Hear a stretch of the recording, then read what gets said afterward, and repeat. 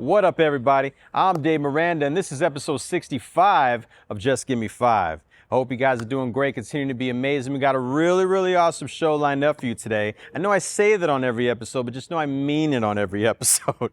But shout out to my bro, Big James, for lacing me with these Poetic Justice shorts right here, man. You know, it's one of my favorite movies ever, and he hit me the other day and was like, yo, man, I got a little something for you. And I was like, yo, I got to shout you out on the show, man, because these are just too fresh. But shout out to you, my brother. And if you guys caught episode 64, you saw we had none other than my bro, Bobby Anthony. And let me tell you, when Bobby was telling those stories, it was like, I was like reliving those moments with him. They were so vivid, man. Like we were talking on the phone the other day and he was like, I was zoning, man. I was like, you were? You know what I'm saying? You were. But that's the whole point of the show.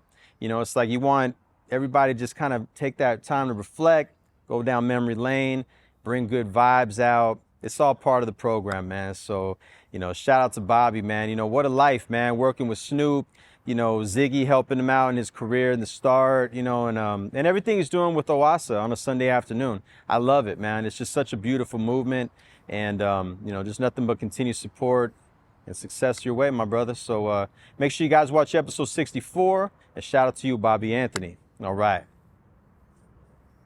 But today's guest is the founder of the Christian hip hop scene in Arizona. We're going to talk about how he got into music. We're also going to talk about the Fifth Element Church that he started. We're going to talk about some memorable moments and so much more. So ladies and gentlemen, without further ado, I present to you Pastor Boogie. All right, Father in heaven, Lord, right now we thank you for being a blessing. We thank you for loving us, Father God, even when we don't deserve it. Lord God, I ask you to keep your hand and blessing over Dave Miranda, Father God. And of course, we ain't forgetting Jimmy on the camera. Lord God, we love you and we thank you in Jesus' name. Amen. What's up, everybody? It's Pastor Boogie, man. And all I'm saying, just give me 5.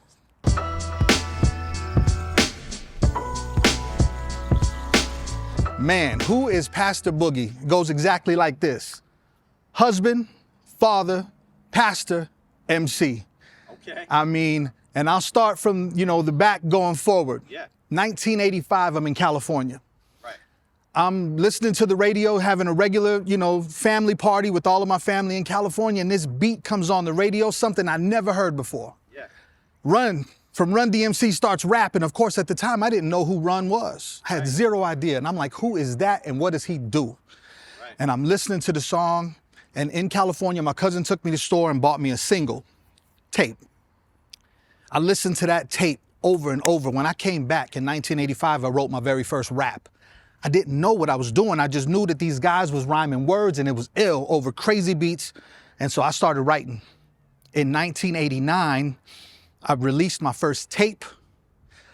Back then I was known as J-Mex because, you know, the person that was producing at the time, they were like, do you have a rap name? And I was like, no. He goes, well, your name is Jason and you're Mexican, so J-Mex. Yeah. And I was like, okay, whatever it is, let's rock. Right. And so I started writing and put out a tape, started going on some small tours and really realized that nobody was rapping about Jesus. Understand, I grew up in the church. Since I'm 3 years old, I'm in the church, I'm singing in the church, I'm doing everything. And so as I'm writing what's in my heart. I wasn't trying to be a Christian rapper. Yeah. I was just writing what I knew. I wasn't no thug. I wasn't out on the streets. I wasn't doing anything. Right. So Jesus started coming out of this pen. As I started traveling across the country, I realized nobody's doing this. Yeah. I mean, I think I heard of maybe one other rapper. He was out of New York, maybe. And that was it. So that kind of got my interest and piqued who I was as an MC. I realized at that point I needed to come through and do the rapping part. The pastor portion, I'm going to speak about in a minute, but you know, God, again, he filled my heart with this mindset that I'm going to remove religion and I'm going to give them Jesus. I heard somebody say that and that poured into my mind so heavy that that's what inspired me to become a pastor. That's what led me to this place or this crossroad where I said, look, I'm not going to be conformed to these 4 walls the way that every church was, but I'm going to give people the Jesus that they deserve to have. Real relationship is what my goal was. Right. And then, of course, you know, father, husband, I got kids and I got a wife. And if that ain't okay, everything else falls down. Your first ministry has to be that. And when that is all good, then everything is cool. And so Pastor Boogie is simply that, is a guy that learned from reverse to the front how to finally get his life together and finally be happy, because when hip hop didn't work in my rap career and I was upset, the church started to blow. And then once the church started bubbling and that began to fall down, I was upset and I didn't think that anything else good could happen in my life. But then I met my wife and then I had children, and now all of a sudden everything now is starting to stack back up. Yeah. I mean, that's who Pastor Boogie is, man. Yeah. And that's the journey, and that's the beauty of who I believe I am and what God has done in my life. And it happened in reverse. And now I get to go back and relive doing shows like this and talking about the fifth element and the real love that Jesus has for his people, as opposed to just the religious mindset that's kind of entrapped people into, you know, a certain form of bondage, I guess you would call it. Right. So anyway, that's that.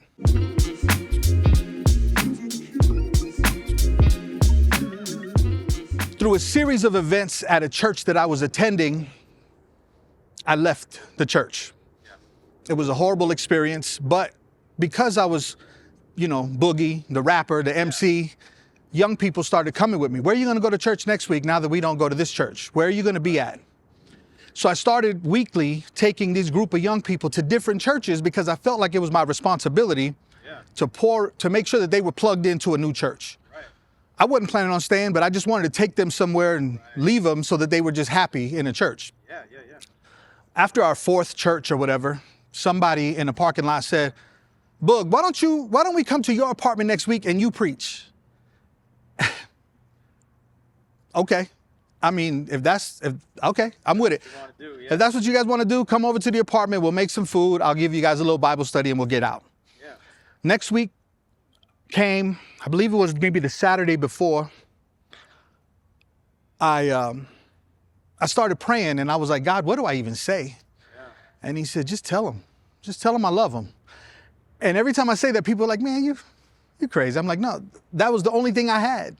Was just tell them that I love them. I had seen in my days in church, I had seen the toughest thugs come to Christ.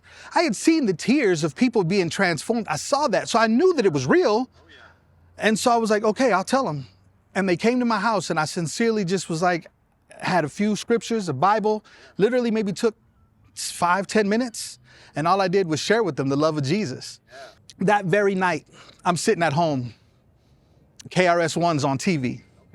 And KRS-One was talking about the temple of hip hop. He was talking about how he was just getting ready to get it started, or I don't know if he just started it or was getting ready to get it started. And he said, the most important things to me are the elements of hip hop.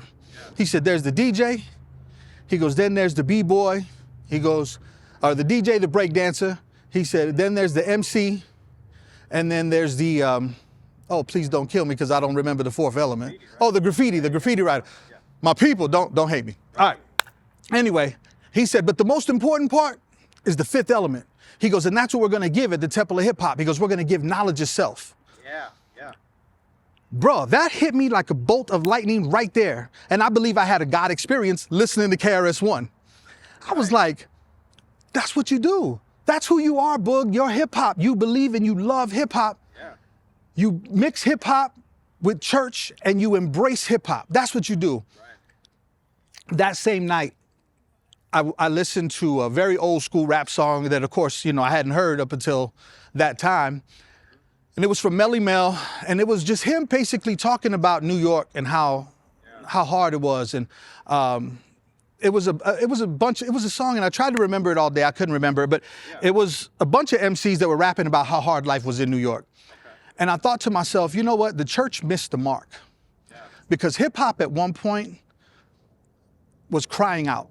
You know, when hip hop started, the DJ was partying and everybody was partying and people were coming and they were dancing. But then once the MC got his voice, he was talking about what was really happening in the world. Yeah. This is what's happening in our borough. And so I believe the church missed the mark by embracing hip hop.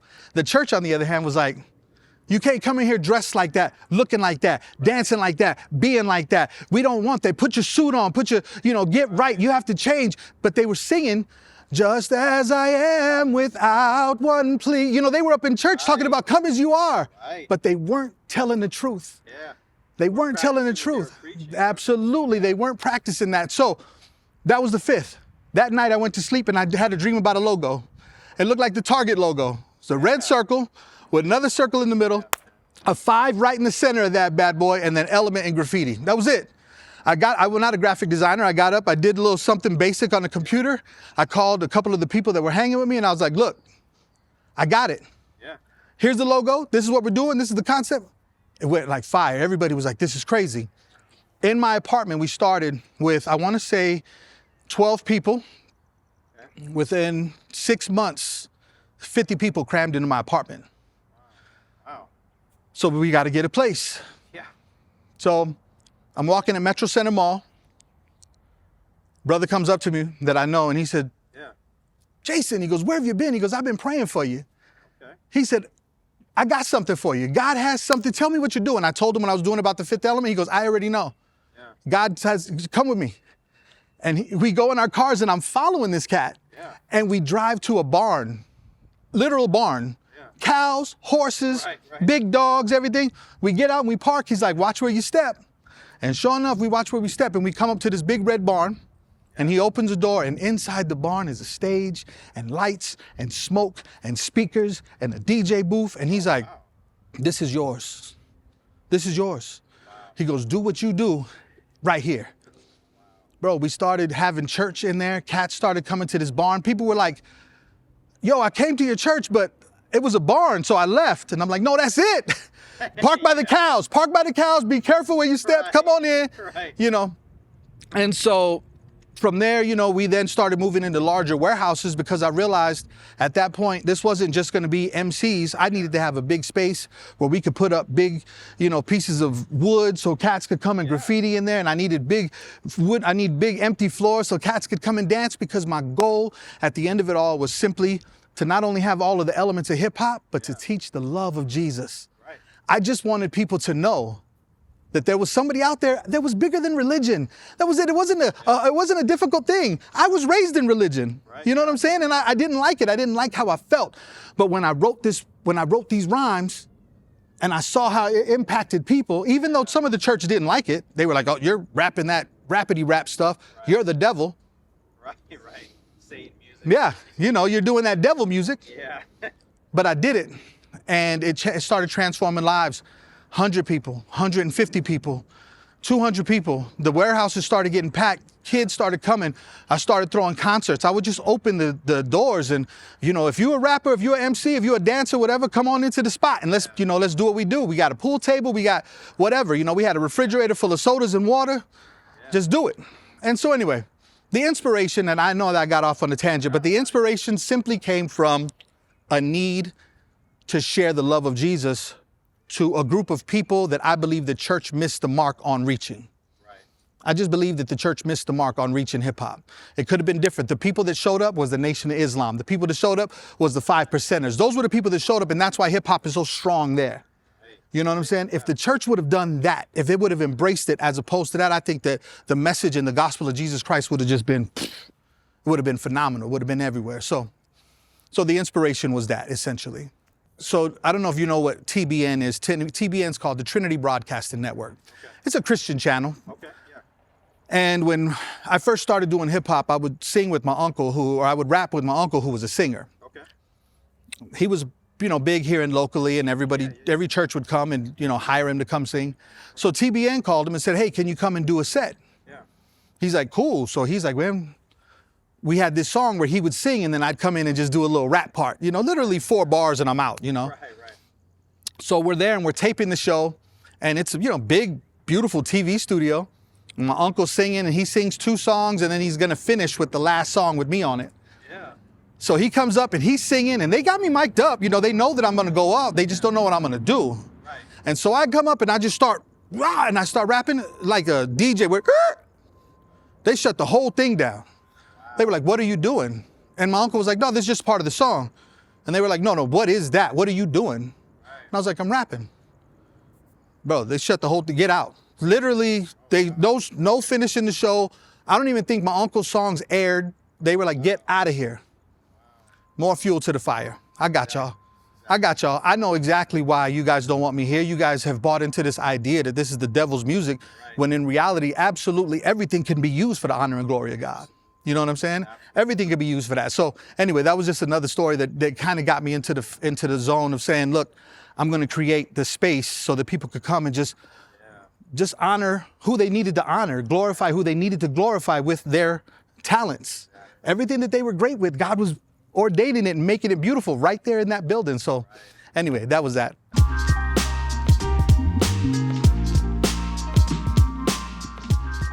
The best thing that ever happened, 2007, I shouldn't say the best thing that ever happened, that's not true. 2007 though, when the one happened here, the big hip-opera or whatever they called it, that brought a lot of light to a lot of things. And of course, because we were the only hip hop church, because we were the only people that were doing it on that level, we started getting the phone calls, be like, can we interview you? We're hearing about this thing that's getting ready to happen, you know, this big opera thing. Can you tell us more about it? And so we then did, Channel 3 came, they set up Sunday morning at our church, and they did 2 segments. It was like a full segment, commercial, and a whole other segment, you know what I'm saying? And we rocked, and they were just talking about how crazy this is. There's hip hop in the church. Usually, you know, they use like a clip of Snoop Dogg rapping, and they were like, usually, you know, rap is affiliated with gangsters and thugs. And they were like, but here's these people over here that are praising Christ and worshiping God, you know, through hip hop. And while all of that was great, the best part was at the very end when Patty Kirkpatrick, she said, Pastor Boogie, he's cool. Nice, That was just funny. Yeah, that was just a cosign because everybody made fun of me the rest of the time. They were like, hey, Pastor Boogie, you're cool, you know? Yeah. I was like, you know what? That's dope. That's really, really dope. Yeah. And so that was one of the cool things. The next thing was, you know, me and Vess, we rocked as many places as we could. And one time we got asked to open up for the Alcoholics. Okay. So we were like, we're in. We're in. Let's do it. We love the Alcoholics, right? Yeah, man. So we're there. Of course, we got to perform when nobody else was in the building. Literally, people are still setting up the bar in the back, but it was our time. We didn't care. I didn't care who was in the building. I just cared that our name was on the flyer. Right. You know what I'm saying? Exactly. So it didn't matter. So we ended up performing one song. I think it was only one song. Okay.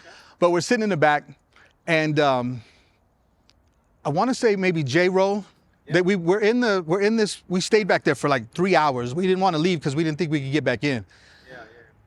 So in this room, we just kind of wandered in. There's a bunch of cats in there just getting blowed, just getting super high, beer everywhere. Yeah, of course. And we sat down and we just sat in there because we were like, yo, this is them. Yeah. So we just wanted to be in the midst of where they were. Because we were like, yo, maybe they'll start a cipher. You know, we think of hip hop. Maybe they'll start a cipher and we'll start rocking. You know, we'll show them what it is. Right. No cipher, man. These cats was like, yo, you want to get in? You know, and they start handing us the joints. And we was like, nah, we're all right. Okay, well then get out. Yeah, pretty much. If you ain't smoking, get out. Right. And as we got out, you know, we were just like, yo, we're the inner gate. And they didn't care. They just slammed the door and we walked out. And we were like, you know, that was a good point. That was monumental for us because we could have just said, yeah, let's smoke. Let's really break down and let's just be, and not that there's anything wrong with smoking, but at the time, that's not what we stood for. Yeah. And so we could have just started smoking.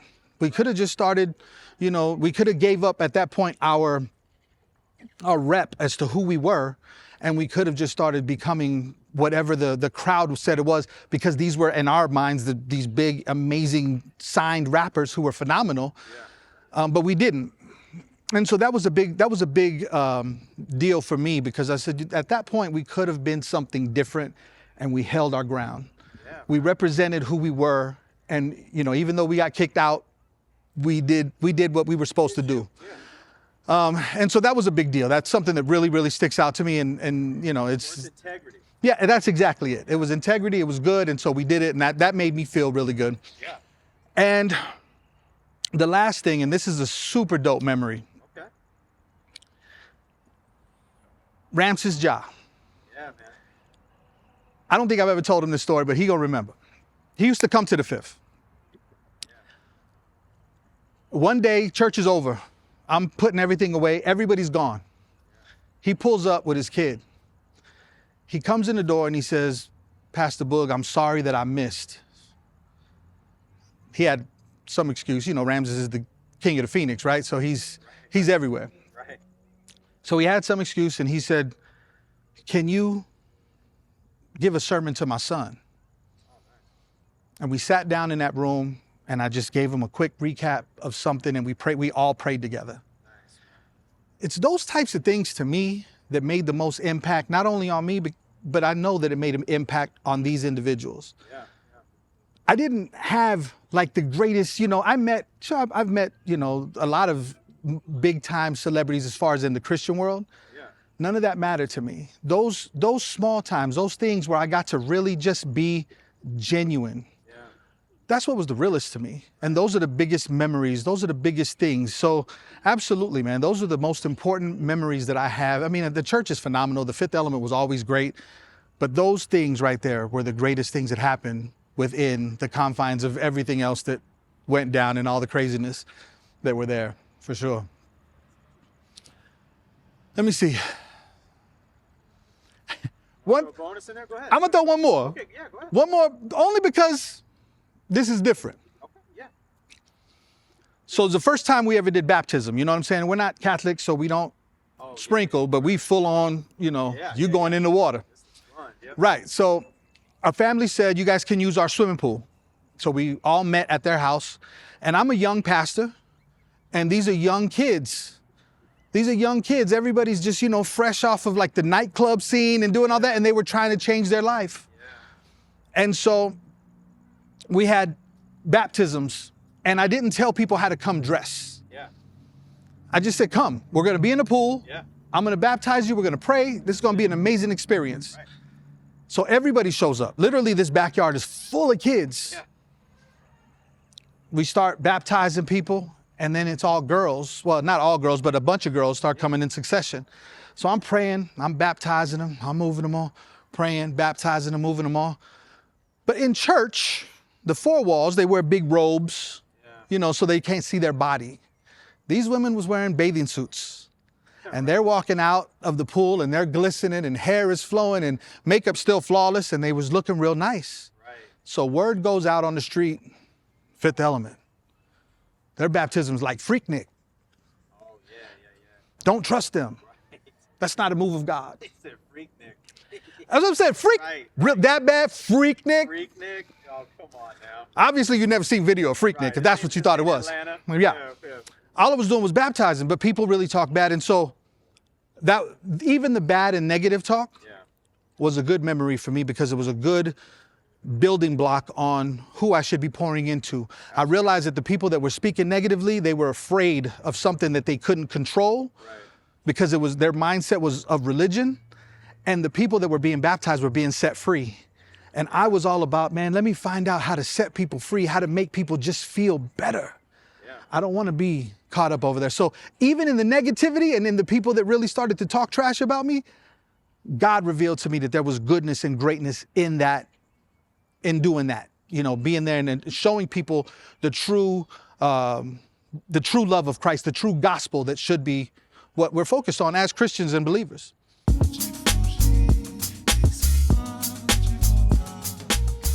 All right, so what's next?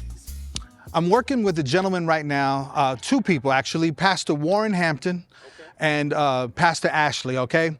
Pastor Warren Hampton, he is, he was in hip hop as well. I was, me and Vess, we was a little bit more, Fat Joe and Big Pun, he was a little bit more P. Diddy, you know what I'm saying? So we didn't really, get down on the hip hop side of things, but great brother, great friend. And so now he's pastoring a church called 12 Church. And it's, 2 X's, 2 I's church. It's a YouTube online church.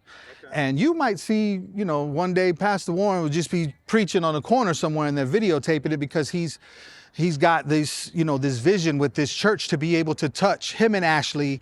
Ashley on the other side, she's still a pastor, but her testimony is phenomenal. Okay. You know what I'm saying? So Pastor Warren is this amazing wealth of knowledge, and Ashley is this amazing testimony that is breakthrough and powerful.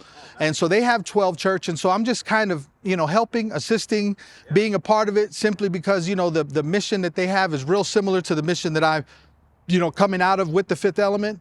And so I'm just helping in that regard. I think that that's going to be phenomenal. It's called 12 Church because they're focusing on the 12 major cities, in the country, and it's going to be phenomenal. So right now, Phoenix is going to be the hub, but soon it'll be, California, Chicago, New York. I mean, they're going to start touching, the country pretty heavy. So I'm helping and I'm working on that. I'm hoping, depending, right now, like I said, I'm a father as well. So I got kids, soccer practice, things of that nature. Right. But I'm hoping at some point to really be able to just kind of focus and narrow things down, on ministry. Like, what do I do? I enjoy cigars. I enjoy hanging out. And so I would love at one point to just kind of have my cigar and still talking about the Lord and the Jesus is in me. Understand, the entire portion of who I am has simply always been, this is the Jesus I know. Regardless of what I'm doing, if I'm hip hop, if I'm smoking cigars, whatever, this is the Jesus that I know. Yeah. And so hopefully at some point when I'm kind of settling down a little bit, maybe there'll be some online content where I'm just giving a little bit of, pieces. I'm just feeding pieces at a time of whatever content comes up at the time. But right now, I'm not really forcing it. I'm not pushing it because, again, I understand the commitment that it takes to be able to do something like that. And I don't want to come out and just throw, a few things to the wind and see if it stick. I really want to be focused on getting some things done. So right now, my focus would be 12 Church, really helping them, seeing how far that, seeing that to succession, actually, to see, them take off and go do what they do, and then see what happens beyond that.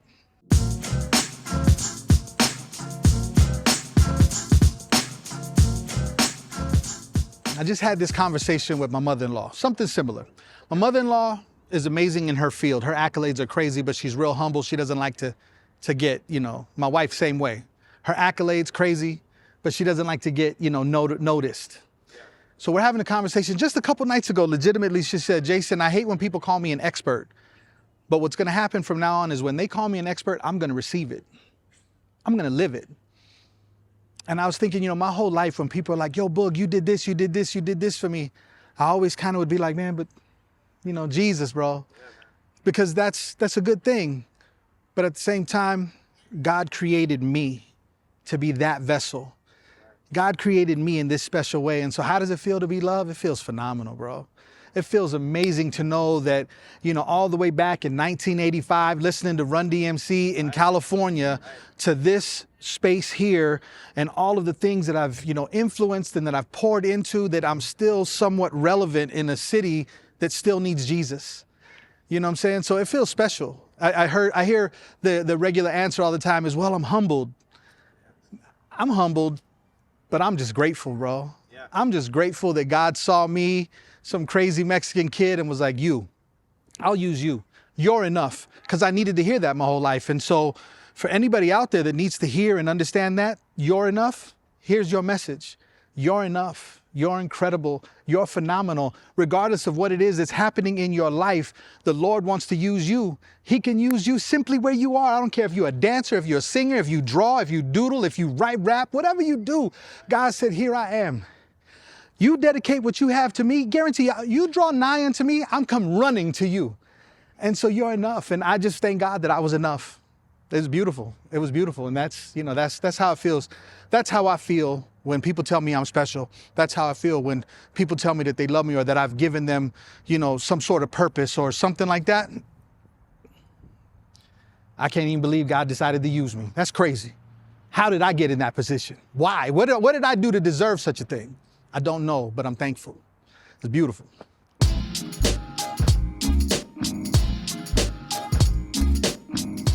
Yo, you know what it is, man. It's Pastor Boogie. I just want to say salute to everybody that's always supported me, man. If you've ever come to the Fifth Element, if you've ever visited, thank you, man. It means so much to know that, you have actually taken time out of your life to come on and see what was happening at the hip hop church. And then, of course, Warren, Ashley, 12 Church is about to be out of here. It's about to be phenomenal. And I'm excited for what we're about to step into and what's next, here within this city. And again, Vess, I miss you, man. I lost my buddy during this pandemic, to COVID. And I the piece of me is still gone. And I miss you, Vess. I love you so much, man. I wish you were here with me every single day. To my kids, my wife, Taylor. Definitely one of the most memorable things that happened to me at the church was meeting her, and then my children, just phenomenal. Thank you guys for loving me, man. And thank you for letting me be your dad. I love you guys. Salute. Just give me 5.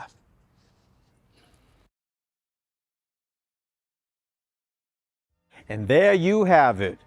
Man, nothing but love and respect to my brother Boogie, man. You know what I'm saying? He's paved the way so much, been a staple in the scene for so many years. It was truly an honor to have him on the show. And, nothing but continued support to you also, my brother. Wish you nothing but continued success. Make sure you guys are following him on social media. And shout out to my brother Jimmy Nelson on the camera. Make sure you guys subscribe to the YouTube channel. Go ahead and hit the website right there. Tell a friend to tell a friend. And if you're feeling generous, you feel they want to donate to the cause, go ahead and hit the Cash App as well. Much appreciated. All right. Well, this was definitely another one for the books. I hope you guys enjoyed this as much as I did. Until next time, stay tuned, stay blessed, stay healthy, and just give me 5, y'all. Everything